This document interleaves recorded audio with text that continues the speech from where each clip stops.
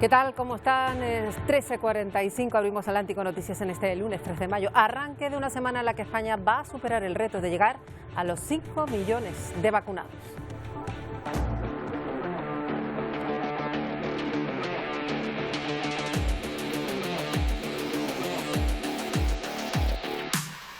Pues esta es una cifra importante que, salvo que pase algo en el proceso, podría conseguirse entre hoy y mañana, porque ya el pasado viernes casi 4.690.000 personas habían recibido las 2 dosis de la vacuna. Todo un paso adelante en ese camino para lograr el objetivo de vacunar a un 70% de la población en agosto.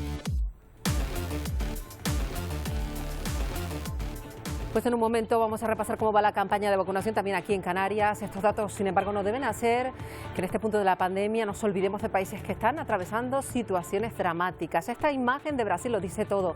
Se vive en Sao Paulo, una explanada convertida en un inmenso cementerio, porque allí los Campos Santos hace mucho tiempo que están desbordados. Mientras en la India la situación también está lejos de mejorar, cada vez más voces insisten además en que las cifras oficiales están muy por debajo de la realidad. De ayer se comunicaban 3.200 muertos y unos 400.000 contagios solo en un día.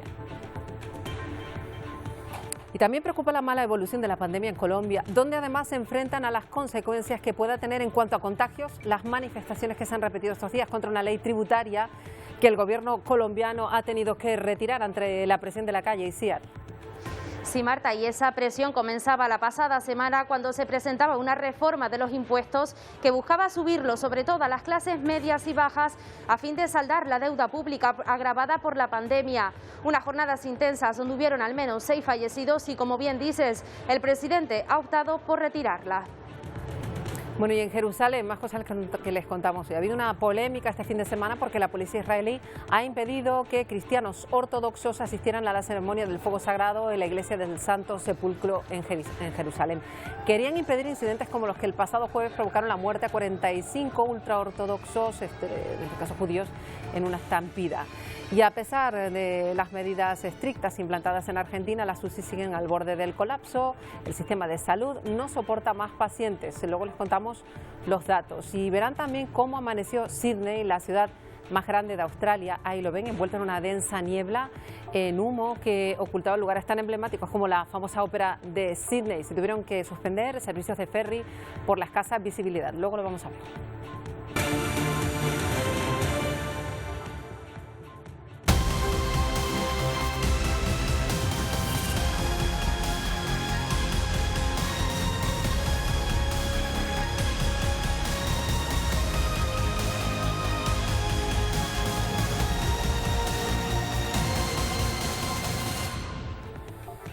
Pero vamos a arrancar una semana más con la última hora aquí en Canarias de la desaparición en Tenerife de las 2 hermanas de unos 6 años a las que se busca desde hace 6 días. A ellas y a su padre, a Tomás Jimeno, al que se considera de hecho presunto responsable de su desaparición. Lidia Rodríguez nos cuenta la última hora. Ha habido un nuevo registro en la vivienda de este hombre, ¿verdad? Adelante.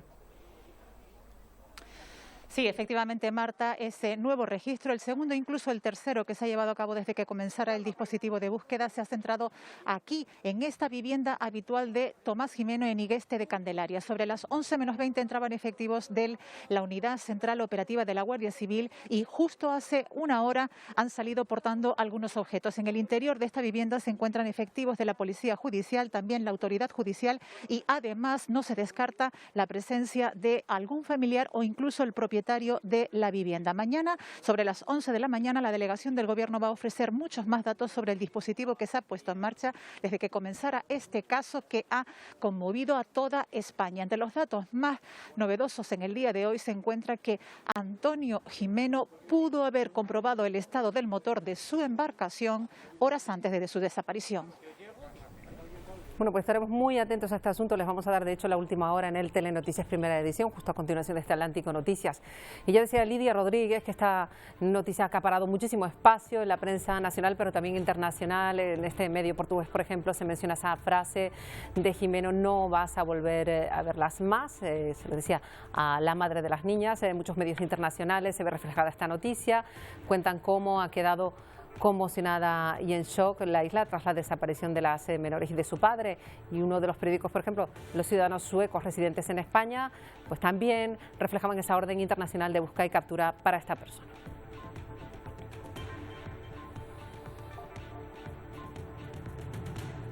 Bueno, vamos a hablarles ya de la evolución de la pandemia. En España parece que se estabiliza en buena parte del país, aunque todavía hay algunas comunidades donde preocupa, donde siguen los datos al alza. Es el caso del País Vasco, también en Aragón, donde allí la tasa de contagio sigue por encima de la media. La pandemia de coronavirus se estabiliza en buena parte de España. En casi todas las comunidades descienden las cifras de nuevos casos. Sin embargo, preocupan los datos de otras regiones como el País Vasco, donde la tasa de contagios ha vuelto a subir por encima del 7%. Al alza también en Aragón y en la Comunidad Valenciana, que cierra una semana en la que ha vuelto a subir la incidencia y los brotes, aunque ha seguido bajando la presión hospitalaria. En Extremadura, por su parte, se ha detectado a la cuarta persona en España con la variante india, un caso que se suma a los 3 de este fin de semana en un barco atracado en Vigo. Mientras tanto, las vacunaciones siguen su curso después de haber acelerado con fuerza durante el mes de abril. En este periodo se inocularon algo más de 8 millones de dosis, la misma cantidad que en el primer trimestre de campaña. En total, cerca de un 25% de la población en España cuenta con al menos una dosis de la vacuna y alrededor del 10% con las 2. La ministra de Sanidad, Carolina Darias, continúa con su visita semanal a las diferentes comunidades autónomas. Desde Asturias ha anunciado la llegada de 1.700.000 dosis de Pfizer y el envío aún sin cuantificar de Moderna, que va a llegar esta semana. Según Darias, entre hoy y mañana podríamos superar, pues como hemos dicho, los 5 millones de inmunizados con una pauta completa. Cada día que pasa batimos nuevos récords. Récord en llegadas, récord en dosis administradas, ya son 16,3 millones de dosis las administradas, récord de inoculaciones, el pasado viernes en el informe más de 504.000 pinchazos en un solo día. Significa que cada vez más la campaña de vacunación, todo el proceso de vacunación está cogiendo velocidad de crucero.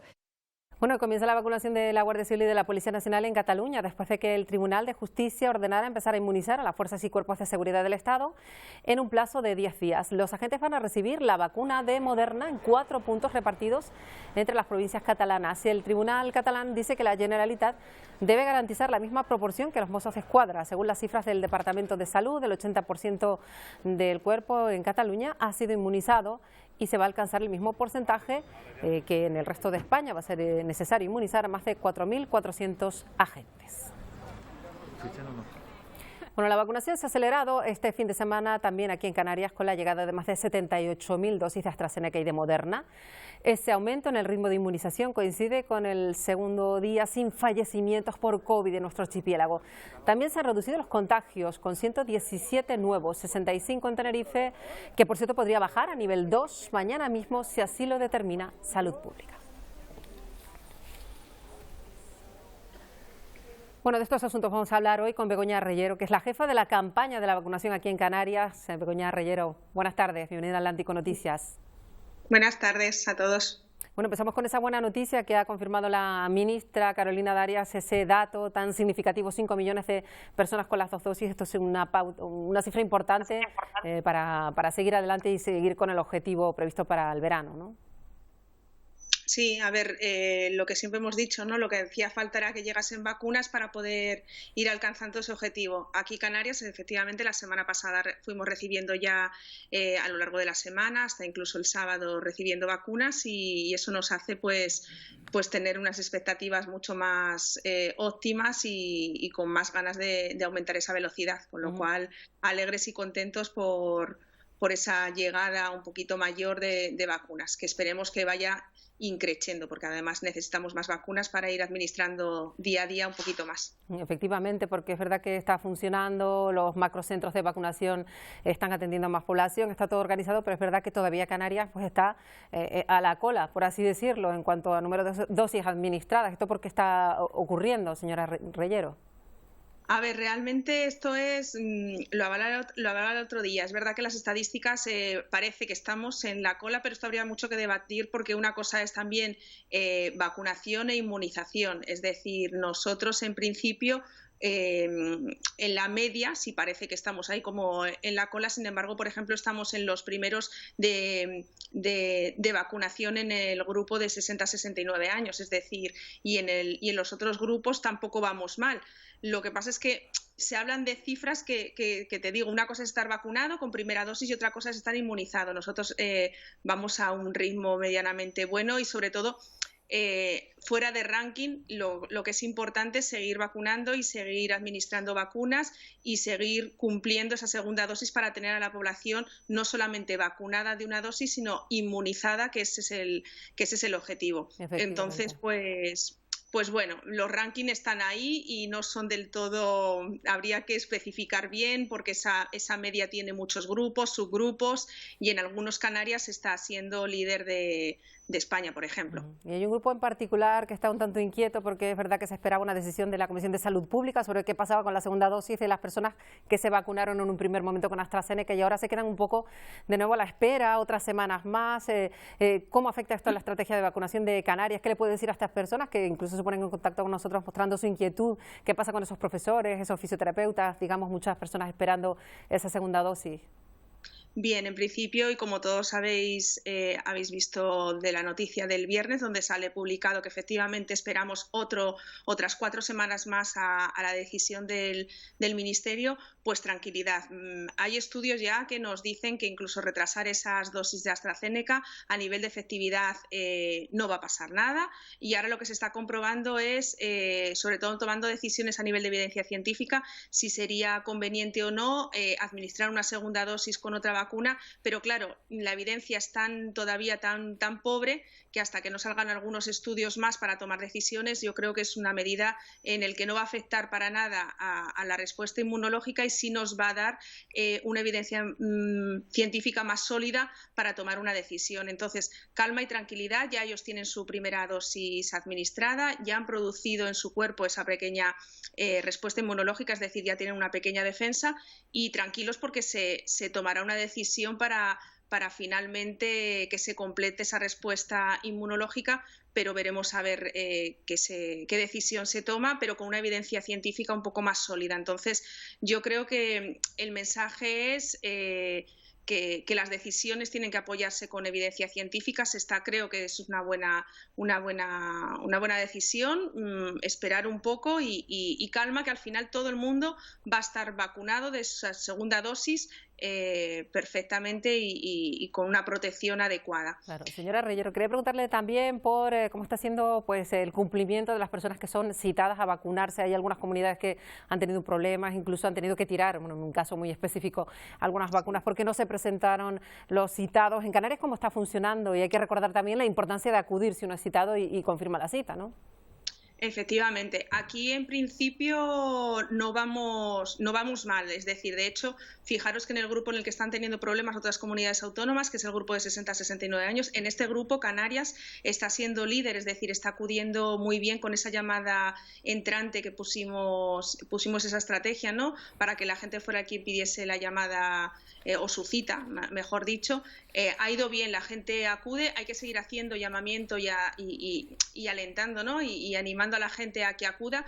En principio no tenemos mucho problema en el sentido de que la gente cuando llama realmente sí acude. Por eso claro, creo que la estrategia de hacer esa llamada entrante es una estrategia adecuada y tal vez a lo mejor sí tenemos alguna dificultad más por el tema de los SMS, la gente no tiene actualizados sus datos. Con lo cual, desde aquí, a partir de esta semana, que además probablemente a final de semana ya se abran para todos los mayores de 60 años esa llamada entrante, esperamos sobre todo confirmar esas citas porque está claro que quien pide cita acudirá. Bueno. Y los SMS, pues es verdad que en algunos casos hemos tenido pequeñas dificultades de que la gente a lo mejor lo veía al día siguiente, pero bueno, decir que si usted recibe un SMS y se ha dado cuenta al día siguiente, llame al 012 porque le vuelven a poner apuntamos eso, que si pues lo reciba a posteriori que se ponga en contacto con el 012.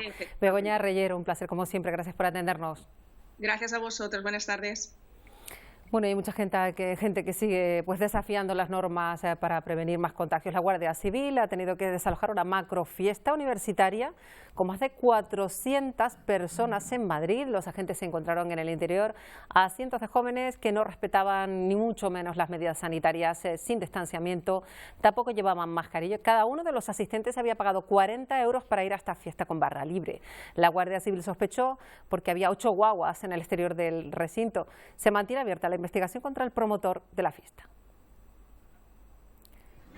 Eso en Madrid, pero aquí en Canarias también vemos como hay gente que se saltan las normas. La policía local de ADG desarticuló esta fiesta ilegal en una playa de Diego Hernández, al sur de Tenerife, con 200 personas que tampoco cumplían ningún tipo de medida sanitaria. Todo esto cuando pues, se ha anunciado que previsiblemente Tenerife podría pasar a nivel 2 solo si lo determina la Dirección General de Salud Pública y si se mantienen los datos. Y esto es Fuerteventura, crece la preocupación también allí por las fiestas ilegales. Se volvieron a repetir aglomeraciones en Corralejo. Muchos se habían citado para compartir, para beber sin cumplir medidas sanitarias y tampoco, en este caso, como pueden comprobar, cumpliendo distanciamiento social.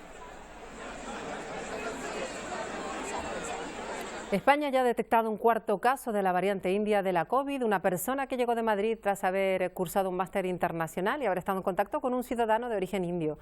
Lo dice el Gobierno de Extremadura. Y a este caso se le suman los 3 tripulantes de un barco confinado en un puerto de Vigo. Además, Sanidad Exterior estudia otros 3 posibles casos de marineros de origen indio que han dado positivo por COVID. El barco está atracado en el puerto de Bilbao. Y mientras en la India pues los contagios, las muertes no paran de aumentar, sigue llegando la ayuda humanitaria, la ayuda médica a regiones que mantienen sus hospitales completamente desbordados. 12 días consecutivos en cadena india reportando más de 300.000 infecciones diarias. Incluso el sábado el Ministerio de Salud notificó 400.000 contagios. Desde que comenzara esta emergencia sanitaria se han infectado cerca de 20 millones de ciudadanos y han perdido la vida 220.000 personas. Y la situación está lejos de mejorar. Varias regiones están bloqueadas para frenar la expansión de un virus que mantiene en jaque a todo el país. El gobierno ha anunciado la construcción de un centro de atención únicamente para pacientes COVID con más de 10.000 camas. La escasez de oxígeno deja largas colas de familiares o amigos a las puertas de los hospitales. Por eso el Ministerio de Salud quiere crear y transformar 1.500 plantas de generación de oxígeno.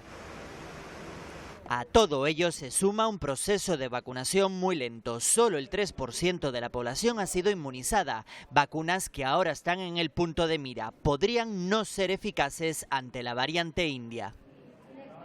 Y sigue llegando la ayuda humanitaria. Estados Unidos ha enviado 125.000 viales de Remdesivir, el fármaco más utilizado para luchar contra la COVID-19.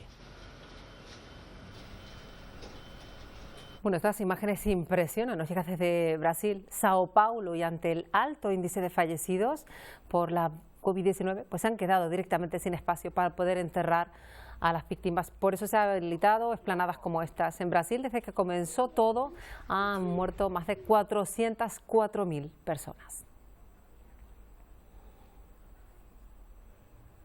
Y esto también es Brasil, Río de Janeiro, en este caso la playa de Copacabana, convertida en un lugar de homenaje, precisamente esas miles de víctimas, 404.000 en ese país que es uno de los más afectados por la pandemia. Como saben, la ONG Río de Paz ha realizado este acto como protesta por la gestión realizada por Jair Bolsonaro. Callarnos en este momento significa ser cómplices de los crímenes cometidos por la clase gobernante brasileña. El gobierno federal se equivocó mucho desde el comienzo de la pandemia, minimizó el poder letal de ese virus, no presentó al país un plan de ámbito nacional y prescribió medicamentos sin la mínima comprobación científica. Mientras en Colombia la situación sí que empeora, sobre todo en las urgencias de los principales hospitales. Los médicos luchan por salvar la vida a cientos de personas, una situación que incluso podría empeorar en los próximos días.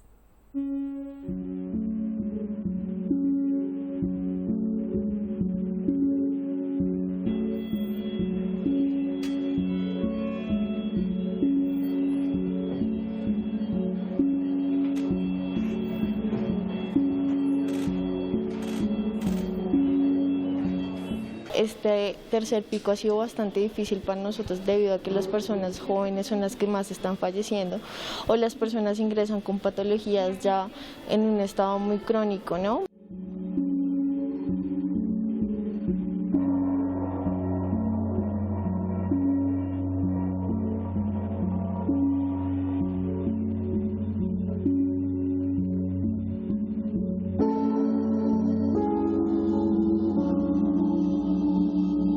Se están liberando camas de acuerdo vaya falleciendo los pacientes o se vayan recuperando.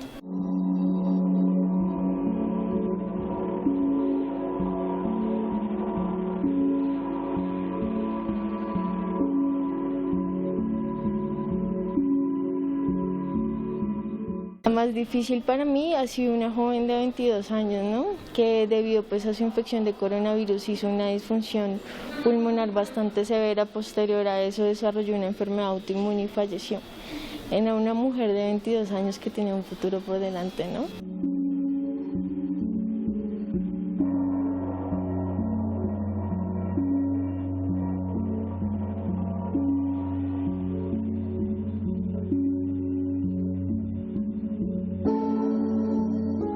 De preocupación por lo que ocurre en Latinoamérica. Fíjense que ya en Argentina medidas más estrictas, las UCI siguen al borde del colapso también allí. Los médicos dicen que el sistema de salud podría ya no soportar a más pacientes. Se han superado los 3 millones de casos positivos desde que comenzara la pandemia y hay un nuevo récord de casi 11.400 contagios en un día. Según los expertos, la clave está en acelerar el proceso de vacunación en el que están inmersos y una mayor concienciación ciudadana para que se respeten las medidas. Y en Ciudad de México, una ONG se ha desplegado para atender a los grupos de personas marginadas e incentivar que este colectivo de personas sin hogar reciban también la vacuna. Para ello, pues están recorriendo las calles, dando a las personas sin recursos mascarilla, gel y también registran a estas personas para que luego puedan optar a la vacuna. Y en Uruguay se han contado más de 1.500 casos nuevos y comienzan allí una desescalada progresiva porque han ido mejorando. Desde hoy, de hecho, regresan gradualmente a las clases presenciales. Todos los alumnos estaban suspendidas desde marzo las clases. Comenzarán primero en las zonas rurales, que son las zonas donde hay menor incidencia, y también se apuesta por la vuelta a las aulas porque los datos de vacunación de los docentes son positivos. Más del 70% del profesorado ha sido ya allí inmunizado. Y mientras Europa trata de establecer un protocolo que permita reactivar el turismo con todas las medidas de seguridad, una vez progresen esas campañas de vacunación.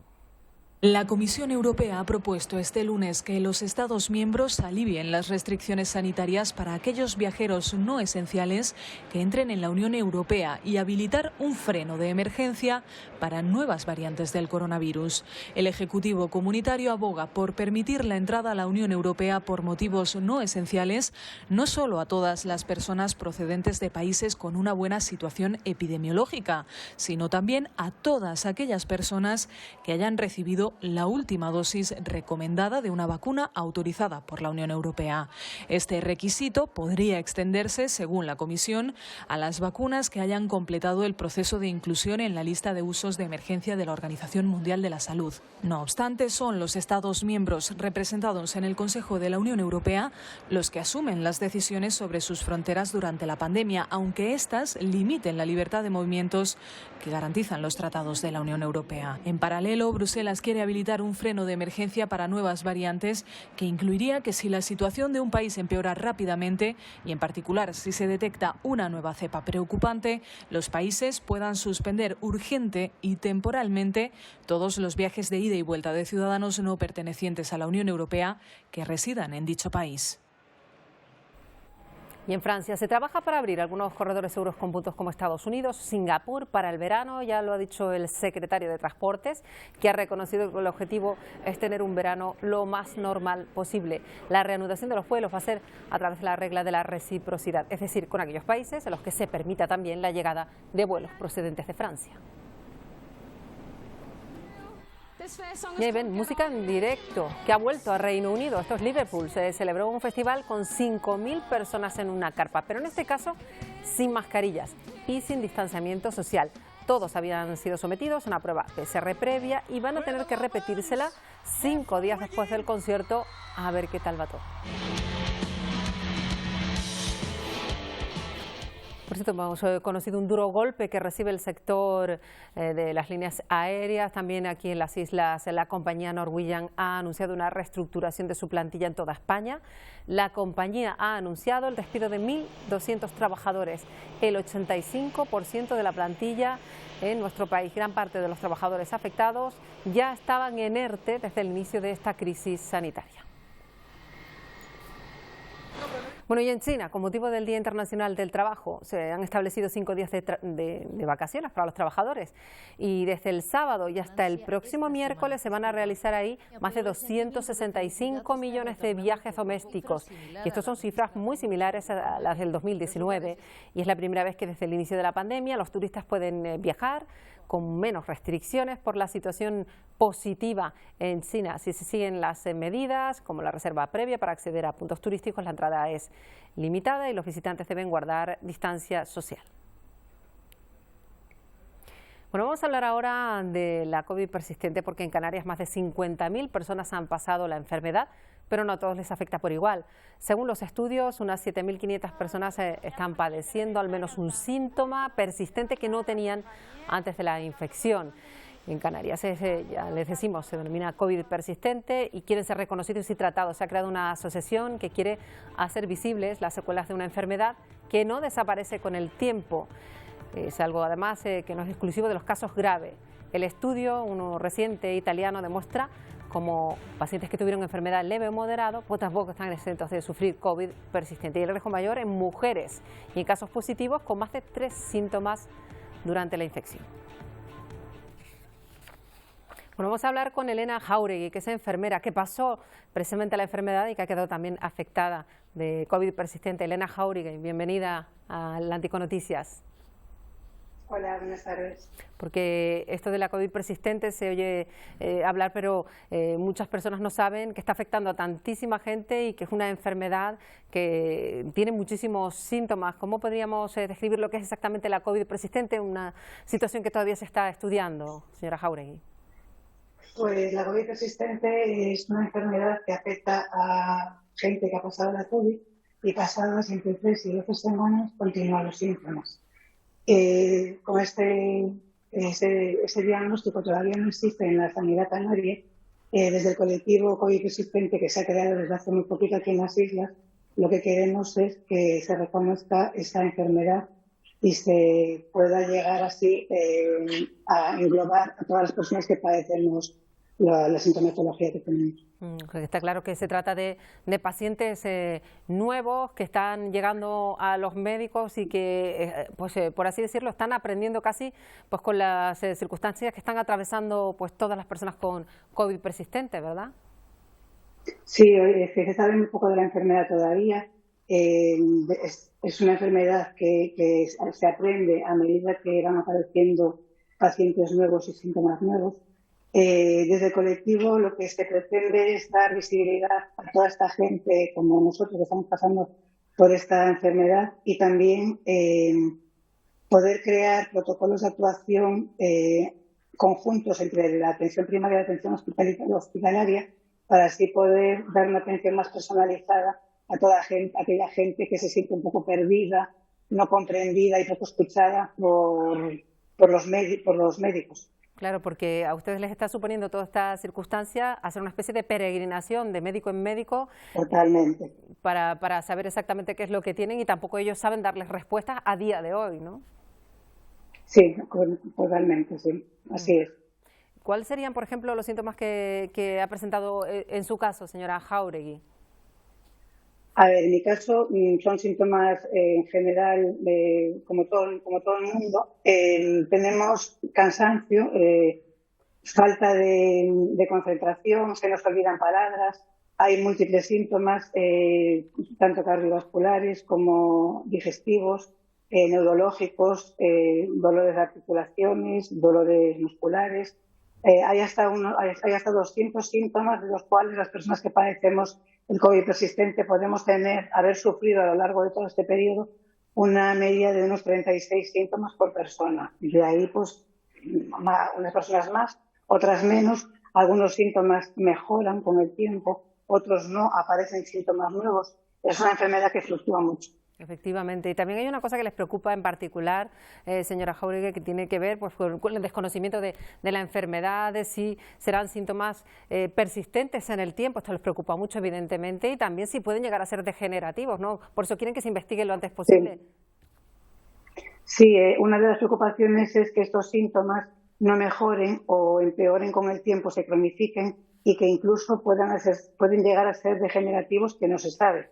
Esperemos que no, pero eso a día de hoy nadie nos lo puede asegurar. Bueno, pues cualquier persona que quiera ponerse en contacto con esta asociación de COVID persistente Islas Canarias, pues tiene su web, su correo electrónico y también pues las redes sociales están allí. Elena Jáuregui, gracias por estar con nosotros. Muchas gracias. Bueno, vamos a cambiar completamente de asunto porque hoy es un día en Madrid de reflexión tras una campaña más que intensa, una comunidad donde mañana, martes, se celebra unas elecciones que pueden tener, Jonathan Dennis, gran repercusión en la política nacional. ¿Cómo se vive este día? Sí, de hecho, en esa clave nacional han planteado muchos partidos políticos esta campaña, una campaña que, como decías, ha sido muy bronca, muy tensa, en la que hemos llegado a ver incluso amenazas a candidatos y a ministros, también tensa por esa gestión de la pandemia, pero hoy, como decías, es una jornada de reflexión, hay más calma, los candidatos ya no pueden pedir el voto ni tampoco hacer actos de campaña, los estamos viendo como es habitual en este día, dando paseos y comiendo con familiares y con compañeros de la candidatura, pero sigue esa rivalidad. De hecho, el Partido Socialista ha denunciado hoy a Isabel Díaz Ayuso ante la Junta Electoral por el uso electoralista, dicen, que hizo ayer del día del acto institucional del Día de la Comunidad de Madrid. En cualquier caso, aquí ya está todo listo. Se ultiman los detalles de unas elecciones atípicas, no solo porque se produzcan en mitad de una pandemia, sino también porque son las primeras anticipadas de la Comunidad de Madrid y las primeras que se van a celebrar en un día laborable.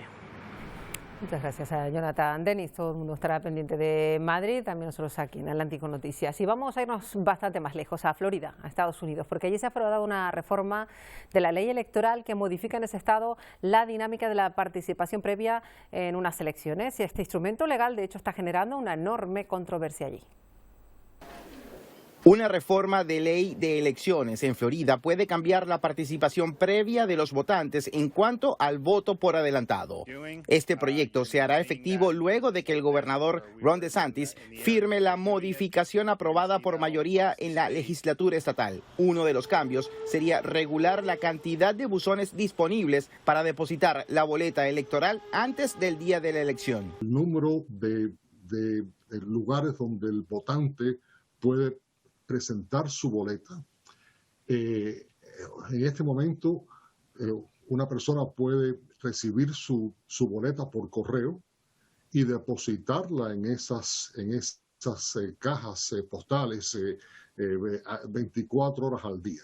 El abogado constitucionalista Rafael Peñalver le explicó a Voz de América que esta modificación puede alterar la facilidad para votar para los electores que tengan compromisos laborales que les impidan llegar a los sitios que a partir de la reforma serán más restringidos. De hecho, esta normativa aprobada en Tallahassee con mayoría legislativa republicana sugiere concentrar el ejercicio de la votación en el día final de los comicios. Es un día donde solamente muchas veces pueden ir a las urnas los jefes de oficinas, las personas de bien, la gran masa trabajadora.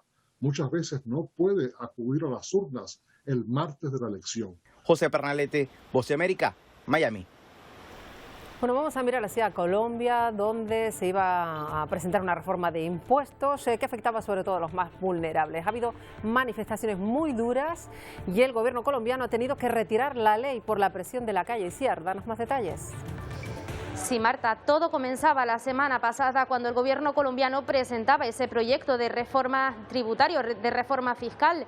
Con ello, tanto las clases medias y bajas y también esas personas, ese sector de población en riesgo de pobreza, se enfrentaban a una subida de impuestos, según el gobierno, para intentar recaudar y saldar así la deuda pública agravada por la pandemia. Pero ni este argumento ni tampoco la presencia militar frenaron los disturbios, que se saldaron con un total de 6 fallecidos y 80 agentes de policía heridos. También artistas como Juanes han denunciado públicamente esta reforma y le han pedido a través de redes sociales al presidente que la retire. Un presidente que se sentía presionado y por lo tanto ha procedido a retirarla, pero lo cierto es que ya está desarrollando un nuevo proyecto fiscal con el que pretende, como decimos, saldar la deuda pública agravada por la pandemia, un proyecto fiscal que para Iván Duque es una necesidad y no un capricho. Fin de semana de protestas en Colombia. El pueblo ha salido a la calle en contra de la reforma tributaria. La gente sale por eso precisamente, porque entienden que en época de pandemia y si salen a marchar es porque saben que hay un virus mucho más fuerte que es la corrupción.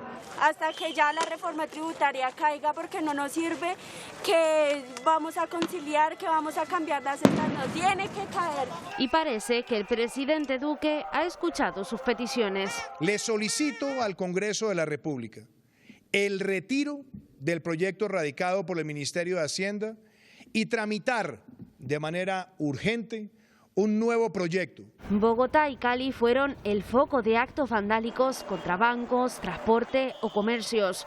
Pero lo más duro, al menos 5 personas fallecieron en las revueltas. Entre policía y manifestantes, aparte de las barricadas, enfrentamientos con piedras y escombros por un lado y por el otro, gases lacrimógenos o cañones de agua. 80 agentes de policía resultaron heridos por el rechazo a una reforma fiscal que obliga a pagar impuestos a quienes más lo necesitan. Y esto para recaudar dinero, según el gobierno, para que la deuda pública se pague con mayor solvencia, pero esto no convence. Sobre lo que ha ocurrido en Jerusalén. Este sábado ha habido polémica porque la policía israelí ha impedido a cristianos ortodoxos que asistieran a una ceremonia del fuego sagrado en la iglesia del Santo Sepulcro. Los cristianos ortodoxos se reunieron en esa iglesia histórica donde se cree que está enterrado Jesucristo. Según testigos presenciales, pues les impedían la entrada con barreras en las calles de la zona para evitar incidentes como el del pasado viernes, en ese caso con judíos ultraortodoxos.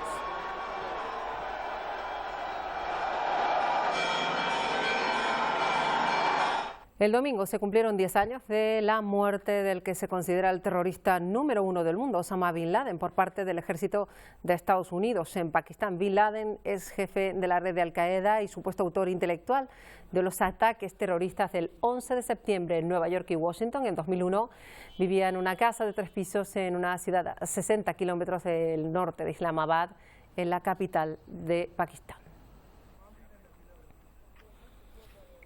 Y hoy se conmemora el Día Mundial de la Libertad de Prensa. Lo hace días después de que 2 periodistas españoles fueran asesinados en una emboscada en Burkina Faso.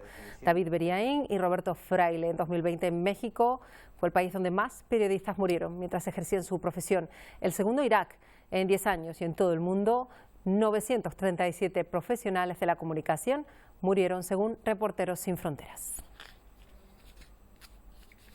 Y van a ver cómo amaneció en Sídney el domingo, la ciudad más grande de Australia, la capital. Ahí lo ven, envuelta en una densa niebla, y ven cómo se produjo esa llegada de la niebla que llegó a ocultar pues los lugares tan conocidos de esa ciudad como la Ópera de Sídney. Tuvieron que suspenderse hasta los servicios de ferry porque no se veía nada. Eso sí, esa niebla tan densa se disipó a lo largo de la mañana.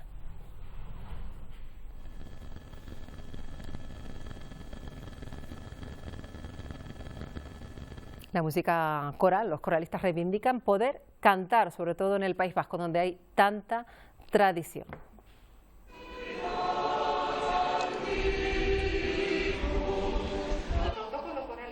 Pues exigen autorización al gobierno vasco para que se retomen los ensayos de las corales. Denuncian que se han perdido muchas agrupaciones, no saben si van a poder volver a los escenarios y dicen que si hay riesgo de transmisión, que se adopten medidas de seguridad, pero que no se les prohíba cantar. COVID arriskutik, kultura, lana. Bueno, un 13 de mayo de 1933 nació un artista que marcó la música soul en Estados Unidos. Con él nos vamos a ir. Su fuerza y su intensidad siguen haciendo bailar a cualquier generación.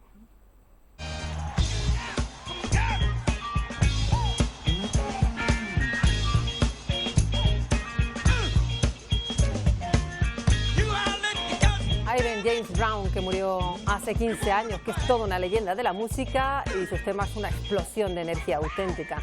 Este, por ejemplo, en el que James Brown estaba en plena forma, y lo ven. De este modo nos despedimos hoy. Se quedan en nada con el Telenoticias Primera Edición y todas las noticias de este lunes en Canarias. Hasta mañana.